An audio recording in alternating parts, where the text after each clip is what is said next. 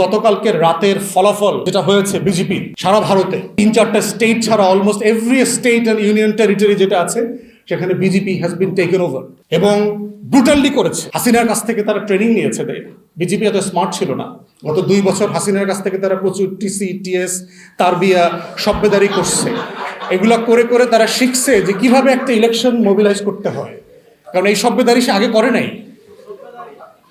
তো সেই বাস্তবতা আমরা দেখতে পাচ্ছি যে কিভাবে মানে কোন লেভেলের ম্যানিপুলেশন করেছে। 93% 94% ভোট কাউন্টিং হয়েছে। এটা সোনার বাংলায় সম্ভব? এত পানি, বৃষ্টি, নদী, খাল, ডালপালা, রাস্তাঘাট ভালো না, মানুষের কোনো কাম কাজ নাই, খালি ভোট দিচ্ছে। এতগুলো মানুষ যদি আপনি মাল্টিপ্লাই করেন, 2 মিনিট 3 মিনিট করে ভোট দিতে আসা, লাইনে দাঁড়ানো, 4টা 5টা পর্যন্ত ভোট দিলে প্র্যাকটিক্যালি এত পরিমাণ মানুষ ভোট দেওয়া সম্ভব না। তো এটা সিম্পল ম্যাথে কাভার করে না। এরপরে দেখেন বিজেপি আর তৃণমূল কংগ্রেসের ভোটের ডিফারেন্স দেখেন। আমি দেখলাম সম্ভবত 32 লাখ, 31 থেকে 32 লাখ ভোটের ডিফারেন্স। এসআইআর সম্প্রতি যেটা করেছে, সাবস্ট্যান্সিয়াল ইন্টেন্সিভ রিভিশনের নামে যেটা করেছে, ভোটার তালিকা থেকে 1 কোটির উপরে মানুষকে বাদ দিয়েছে। তার ভিতরে 30 থেকে 35 লক্ষ হচ্ছে মুসলমান, এবং এই মুসলমানরা 293টা আসনের ভিতরে 130টা আসনে ডিসাইসিভ ফ্যাক্টর আকারে কাজ করে। তার ভিতরে 60-70টা আসনে আছে মুসলিম মেজরিটি ডিস্ট্রিক্ট। তো এই বিশাল জনগোষ্ঠীকে আপনি ভোট ব্যাংক থেকে নাই করে দিলেন।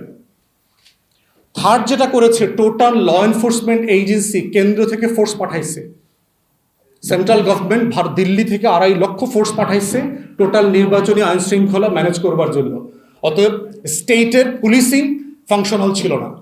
ফোর্থ হচ্ছে 650-র উপরে ব্যুরোক্র্যাটস, আমলা এদিক সেদিক রদবদল করে এই নির্বাচনে প্রিজাইডিং অফিসার, টিচার যাদেরকে দেয়া হয় না দেওয়া হয়, পুরো নিয়ন্ত্রণটা কেন্দ্রীয় সরকার করেছে।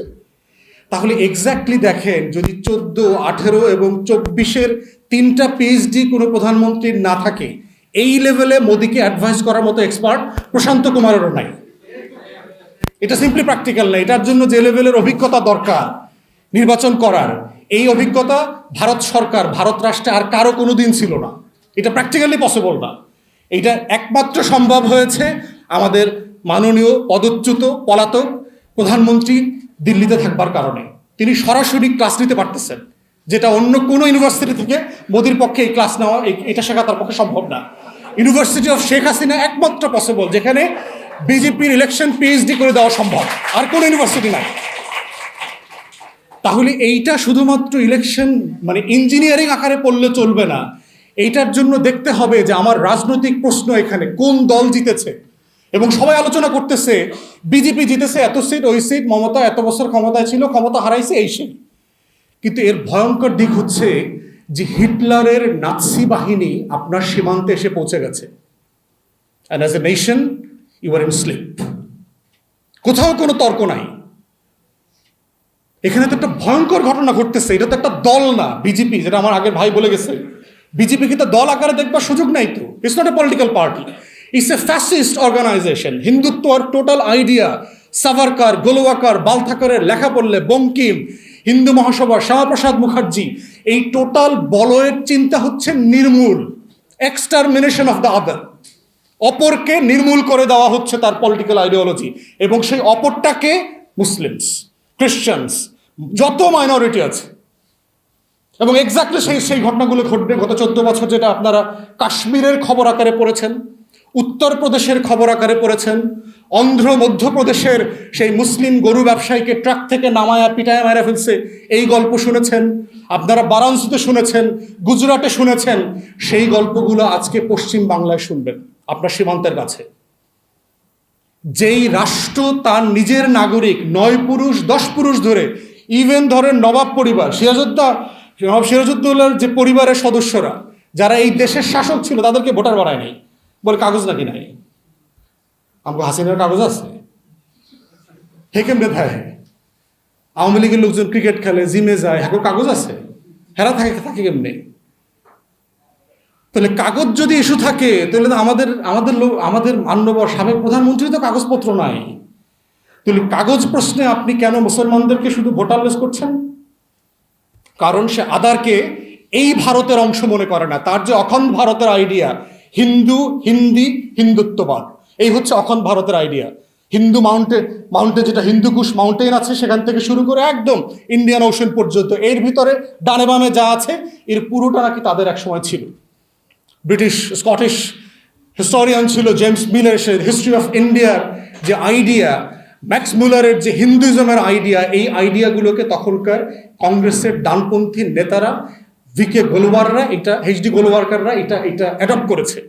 এবং তারা ওই সময়টাতে 1920s এবং 30s হিটলার নাৎসি পার্টি করে জার্মানি এবং ইউরোপে যেই মহোৎসব করছিল খুন হত্যার, তারা সেইটাকে অ্যাডপ্ট করেছে অ্যাজ অ্যান আইডিওলজি। তারা এটাকে প্রেস করছে। আপনি যদি এই বিজেপির ইন্টেলেকচুয়ালদের লেখাগুলো পড়েন, তাহলে এইখানে বিজেপি এজ এ দল আকারে ক্ষমতায় আসে নাই তো, ইটস এ ফ্যাসিস্ট আইডিয়া আকারে ক্ষমতায় আসছে, যে তার নিজের রাষ্ট্রের নাগরিকদেরকে অপর মনে করে। যেভাবে আওয়ামী লীগ গত 17 বছর, আওয়ামী লীগ ছাড়া, শেখ পরিবার ছাড়া এখানে ঈশ্বরের দয়াপ্রাপ্ত, আশীর্বাদপ্রাপ্ত আর কোনো ক্ষমতায় যাবার আর কোনো লোক নাই। আওয়ামী লীগের লোকজন তাই মনে করে যে একমাত্র শেখ পরিবারই হচ্ছে ঈশ্বরের গিভেন প্রতিনিধি এই সোনার বাংলায়, তারা ছাড়া আর কেউ দেশ শাসন করতে পারবে না। বলছে না বিকল্পকে, মনে নাই আপনাদের? কারণ সে তো মনে করে যে শেখ হাসিনার লোকজন তো মনে করে ঈশ্বরের প্রতিনিধি। তো এক্স্যাক্টলি হিন্দুত্ববাদীরাও বিশ্বাস করে যে এই পুরো জিনিসটা শাসন করবার দায়, দায়িত্ব, অধিকার একমাত্র হচ্ছে হিন্দুর, যিনি এই আইডিয়াটা অফ হিন্দুইজম ধারণ করেন। অপর হচ্ছে তাকে চলে যেতে হবে, তারা বিদেশি। অথচ যারা করছেন, যারা সোকল আরিয়ান, আর্য বলে নিজেদেরকে দাবি করছেন, তারা নিজেরাই তো কয়েক হাজার বছর থেকে দেশের বাইরে থেকে আসছেন, সেন্ট্রাল এশিয়া থেকে এসছেন। তারা নিজেরাই তো নেটিভ না, কিন্তু ফরেনার বানাচ্ছে হচ্ছে, বিদেশি বানাচ্ছে হচ্ছে মুসলমানদেরকে। তাহলে এই যে একটা বিশাল জায়গা, এবং আজকের এই শাহবাগ শাপলার গণহত্যা এবং কালচারাল ফ্যাসিবাদ যেটা আমরা গত বছরগুলোতে দেখেছি, এইটা যে একটা বিজেপির এক্সটেনশন আকারে দেখেছি, এইটা এখন সরাসরি হাজির হয়েছে, এটার এক্সটেনশন না। এবং দেখেন এই টপিকে বাংলাদেশের কোনো সুশীলদের কোনো কনসার্ন গত 24 ঘন্টায় আমি দেখি নাই। কোনো সুশীল শাহবাগীদেরকে দেখি নাই যে বিজেপির ক্ষমতা আসবার কারণে বেঙ্গলে তারা কনসার্ন, কোনো কনসার্ন নাই তাদের। কারণ তারা বিজেপির এই হিন্দুত্ববাদী ন্যাশনালিজমে আমাদেরকে বাঙালি জাতীয়তাবাদের ব্যানারে গত 50-60 বছর ধরে চাপিয়ে দিয়েছে। বাঙালি সিম্পলি একটা অ্যান্থ্রোপোলজিক্যাল জায়গা, বঙ্গীয় জনগোষ্ঠী। কিন্তু বাঙালি বলতে হিস্টোরিক্যালি তো হিন্দু রেনেসাকে বোঝানো হয়েছে, বাংলাভাষী হিন্দুদের রেনেসা, জমিদার আপার ক্লাস হিন্দুদের। মুসলমানরা তো এই রেনেসার অংশ ছিল না, কোনোদিন থাকে নাই। কারণ তারা তো ব্রিটিশ ইন্ডিয়াতে সুবিধাপ্রাপ্ত জনগোষ্ঠী ছিল না, তারা তো প্রতিবাদী জনগোষ্ঠী ছিল। তারা দেওবন্দ করেছে, তারা আলিগড় করেছে, তারা রেশমি রুমালের আন্দোলন করেছে, আজাদির লড়াইতে হাজার হাজার ওলামায়ে কেরামরা জীবন দিয়েছে।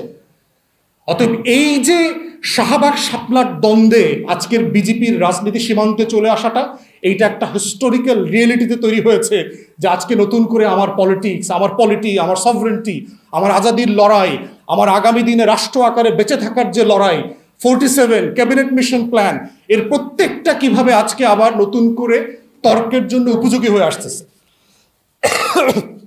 এর মানে কি, ওয়ে আউট কি? আমরা কি বাঙালিয়ানা করে দেবো, রিজাইন করবো, মানে আমি আর বাঙালি না এটা বলা শুরু করবো, আমি বঙ্গীয় না, মানে এটা কেন করবো? আল্লাহ তাআলা আমার এই চামড়া, মাটি দিয়া, লুঙ্গি, তারপরে ডাইল সাইল, পহেলা বৈশাখ দিয়েই তো বানাইছে আম করে, এখন এখানে থাকতে হইব তো। আমি মুসলমান, কোনো সমস্যা নেই এটার ভিতরে। আবার বাঙালি হিন্দু আছে, এখানে অবাঙালি আছে।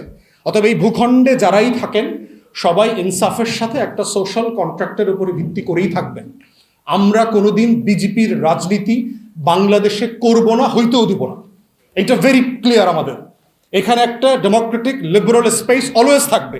এবং এটাই আমাদের যে বাংলাদেশি জাতীয়তাবাদের প্রশ্ন, যে সবাই যার যার অ্যানথ্রোপোলজিক্যাল আইডেন্টিটি নিয়ে বেঁচে থাকবে, সবাই যার যার রিলিজিয়াস আইডেন্টিটি নিয়ে বেঁচে থাকবে, কালচারাল ফ্যাসিবাদ থাকবে না, সবাই যার যার মতন করে সেটা সেলিব্রেট করবার মতো স্পেস থাকতে হবে।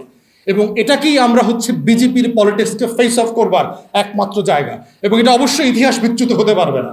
তারা কারা, তাদেরকে আমরা পরিষ্কার করে এক্সপোজ করব, বুঝতে চাই, এবং এটার কনসিকুয়েন্স সম্পর্কে আমাদের তরুণদেরকে বোঝা, লড়াইটা চালিয়ে যাওয়াটা সবচেয়ে বেশি জরুরি এই সময়টাতে।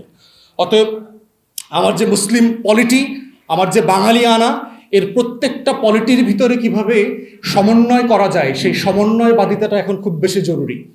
একটাকে দিয়ে আর একটা এক্সক্লুসিভ করবার দরকার নাই, তাহলে বিজেপির রাজনীতির ফাঁদে পা দিতে হবে। এবং কয়দিন পর এগুলো দেখবেন, ওখানে উত্তরপ্রদেশে আমরা দেখেছি না, পুরো ভারতবর্ষে গুজরাটে 800-র উপরে মসজিদ, তারপরে মাদ্রাসা, এতিমখানা, ওয়াকফ প্রপার্টি বিভিন্ন জায়গাতে তারা নাই করে দিয়েছে, সিম্পলি নাই করে দিয়েছে, দিল্লিতে পর্যন্ত করেছে। এবং একই ঘটনা পশ্চিমবাংলায় করবে দেখবেন।